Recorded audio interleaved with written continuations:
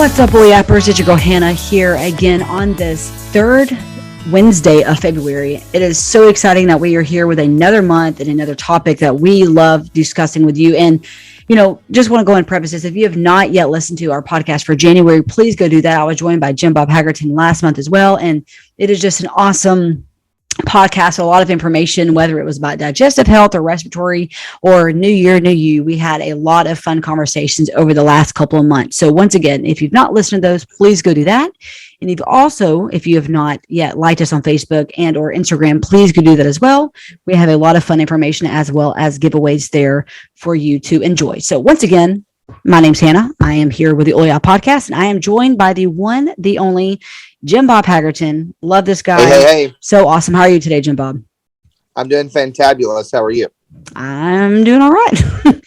So it's February, which is the month of love, which, Right. As a single person, it's a little different than people in relationships. But that's kind of the topic for tonight is, one of the things I've had to learn the hard way, Jim Bob, over the last couple of years is that self-care isn't selfish, that taking care of yourself and loving yourself is important for all areas of your life. But more specifically, my mental and I would even say emotional health has been tremendously impacted as I've spent more time loving myself. Yeah, no, I totally agree with that. And the thing that's interesting about it is whether you're married or not married, the thing that you have as an advantage of being single is that once you understand and fully grasp the importance of loving yourself and taking care of yourself and all that, you have the time to do it. Like you can focus on you and really can be healthily selfish, I would say. You know what I mean? Like selfish in a healthy way. Once you're married, if I could have understood, honestly, if Cindy and I we got married really young, right? Like, so I was 21, she was 19. Wow. When we got married, we were kind of the last generation of get married young people, you know what I mean? Yeah. And, neither of us understood, we didn't know ourselves well enough and didn't understand who we were well enough as individual people to even grasp what self-care and taking care of ourselves and loving ourselves even meant. Yep. So once we became married, the problem with that is we just became super codependent on the other person to make each other happy. So the way that looked was we were both, we both practiced together. We were both chiropractors. We were both specialized in pregnancy and pediatrics. We were all these things, and so we would come home and we worked together all day. We had birthing centers, we were never apart. We had things that we did apart from each other. Like I played tennis competitively. I was on a bunch of travel teams. This was obviously before my leg injury. Cindy did other stuff with friends, blah, blah, blah. But we were never apart. So our happiness was 100% dependent on the other person's attitude or what we did for each other. There was no I'm just awesome because I'm awesome and I know that I am perfectly loved by the Father and I am the Son of the Most High. There was none of that. It was I would come home and I'm especially when we started having kids, and I was like, I'm awesome. Look, I did all this at the office. And then if Cindy replied oh, you are awesome, you're amazing, then I was happy. Yeah. But if it was so I don't care, go change a diaper and help me with the dishes, then I was offended.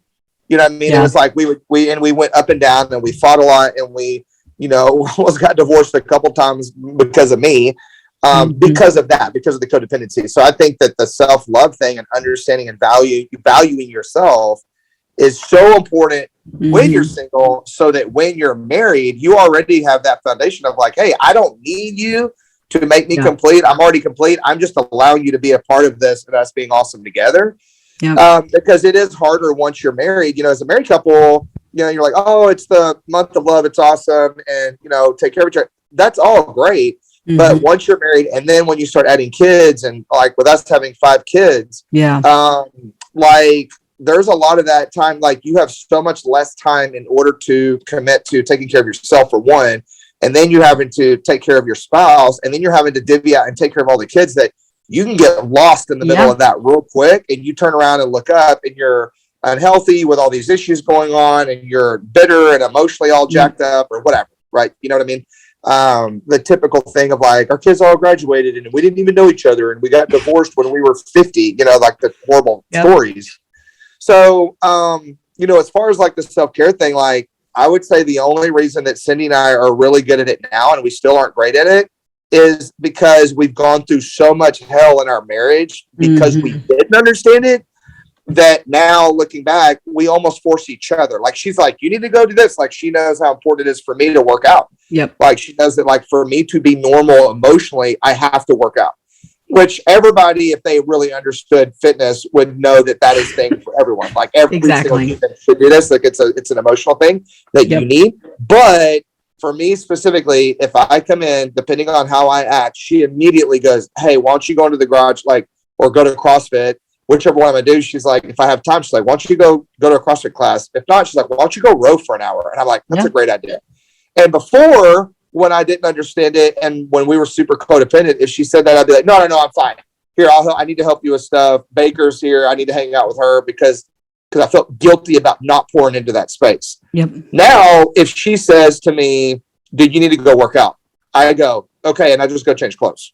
And I go work out because I know that if I go work out, I come back in, I'm a better husband and I'm a better dad, period. Yep. And it's the same thing for her. The hard part is as a mom with Cindy, I almost have to like literally force her to go do things to like love on herself, because like it's just that mode of mom of like, no, I have to do this and this and this and this. And even us having a full-time nanny to help, Cindy does not, I mean, I look like a spoiled baby compared to Cindy with taking care of myself and compared to her. And it's something that we just have to keep each other accountable with all the time, you know? So, but it is, I mean, it's one of those things of like, if you're not doing it, you will run out of gas. It's like never filling up your gas tank in the car. You don't have an infinite amount of fuel.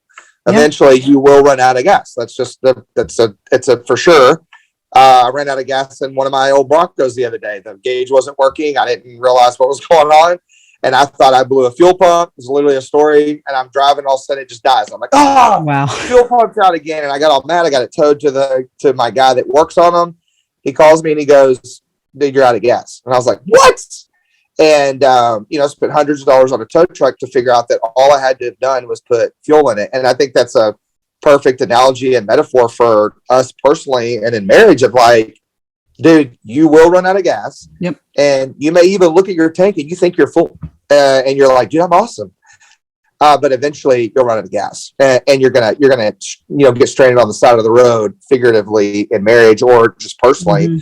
And it's not worth it. So I think that's a great point, because I'll be honest, when I think about self-care, it's very easy for me to think, okay, taking soaks, washing my face, using the charcoal, mask, whatever it looks like. And for me, obviously working out is huge and it's something I have to do every day for sanity. Right.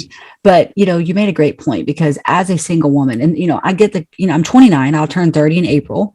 And the conversation is like, so who you're dating or when are you going to get married? And, it's kind of made me and one side kind of begrudge singleness as I'm in it. Like, it's kind of made me be bitter in the season I'm in, not realizing there's a reason I'm in it. But also when I look back on the last 2 years of my life, Jim Bob, when I look back on the last 2 years, there is no way, and the Lord knew, there was no way I could be in a healthy, sustainable relationship, because I was not in a place where I could be that, because I needed the Lord to do work in my heart first. I needed to work through some childhood trauma. I needed to work through some personal issues. I needed to work on emotional maturity, and that is all something that growth is a beautiful thing. And I used to dread it. Now I embrace it. But now that I'm in a better place, I'm not saying, oh, I'm ready for a relationship now, but I know that the Lord is sovereign and has put me through this season, and the season I'm currently in of singleness, for a reason. And so, you're right. Like, I need to take this time to be the best me I can be. And honestly,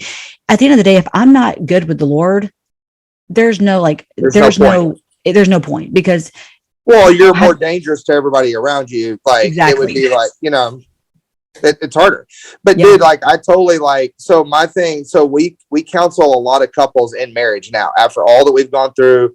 Maybe one day on the podcast, I'll get Cindy on here and we'll talk about the story period. It's long, but it definitely wouldn't be a 10-minute podcast, but we could figure it out. But that would be awesome. After all the stuff that we've walked out, we haven't tried to become mentors. The Lord's just kind of set it up to where we've been able to and been honored to mentor hundreds of couples actually over the last few years. And what we say all the time is because we've mentored couples that are healthy and want to be healthier. We've mentored couples that are engaged and they just like want to do pre-marriage counseling. We've mentored couples in crisis that are in the middle of like the most insane stories you've ever heard, Jerry Springer craziness. Well, in those scenarios, we say the same thing to all of them. We're like, hey, you may not make it. Like we're like, you may not make it. Yeah. At the end of the day, if you're not the best version of you, if you're not the best you can be, then it's pointless. Like it doesn't matter. 100%. Like you still have to work on you. Like the husband, you still have to be the best husband. You can be the best man, so that if you stay together, you can be a great husband. If you split up, you're just a great guy for the next person or for yourself and your kids. And for her, you just still have to be the best version of yourself, so that you can just be the best you, or whatever happens next, you can be ready for that scenario. But I think statistically, not to get off on this, but I mean, statistically, like after a divorce or things like that happen, statistically, it's like 70 to 85% of those people get remarried within a year. Oh yeah. Well, but then they talk about in counseling that statistically it takes 3 to 5 years to heal emotionally from a traumatic relationship. So, we're talking in February about all this love stuff, but people just get in this perpetual cycle of, hey, I'm a broken person, and then I'm going to get in a relationship and it's going to be all terrible. I'm going to get out, but then I'm going to jump another one real quick with another broken person. And we're just going to throw all of our brokenness together, and then we're going to make it worse. And then we're going to get out of that, and I'm going to have more broken stuff, and I'm going to jump in another broken relationship, and it just becomes this cycle. So yeah, I think it's so much wiser to go, you know what? Like, even if like there's a guy that I know, out of Tennessee, he's on a Young Living team out there. Great guy. He got married at 55. He was single his whole life. He just worked. He was like awesome. He's an amazing believer, super awesome guy. Walks in this one day or something, meets his wife, and they get married at 55. Like they've been married. He's literally 15 years older than me, but he's been married less than half as long as I am. So I'm literally more of a mentor for him in marriage, even though he's lived more life than me and he's older and more mature. And I mean, he's awesome. But the beautiful thing about it is like they both did it right. And his wife is precious and they're both incredible. Yep. And they've had like this like most amazing, perfect wedded bliss. They wouldn't say it's perfect, but I mean, compared to us, like rushing it. I mean, I just think it's such an awesome picture of like, dude, like prosper where you're planted, take care of yourself, be as awesome as you can wherever you're at. And then if that changes, be awesome there, Well, JB, I'm going to tell you this, prosper where you're planted. You need to make that a title of your talk one day, of a talk you give, or you need to make a t-shirt, because that is probably the most clever thing I've ever heard. I love that. Yeah. Prosper where you're planted. It's a big deal. Like, be the best you can be right where the Lord has you. That's it. Like one of my mentors today, I was at a thing and he literally said the best place, he said the most anointed, epic place that you could possibly be is wherever God has you inside his will. And that's it. He said it didn't matter if you're on staff at a church or you work at McDonald's or you are a crossing guard.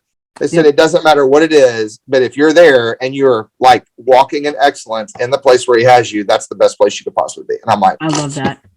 Yeah. Jim Bob, I love this. This literally just encouraged my heart so much. I appreciate it. Sweet. Well, once again, guys, this is the Only Out Podcast. I hope you've enjoyed this episode. And I'm going to preface this once again by saying, if you've not liked us on social media, on Facebook, Instagram, please go do that. We have tons of fun giveaways. You can also check out the app. Just go to your app store or Google Play Store and type Oli app, one word, and download the app. You will love it. So once again, Hannah and JB. And we'll be back next week. Touch later. Bye, guys. Bye, guys.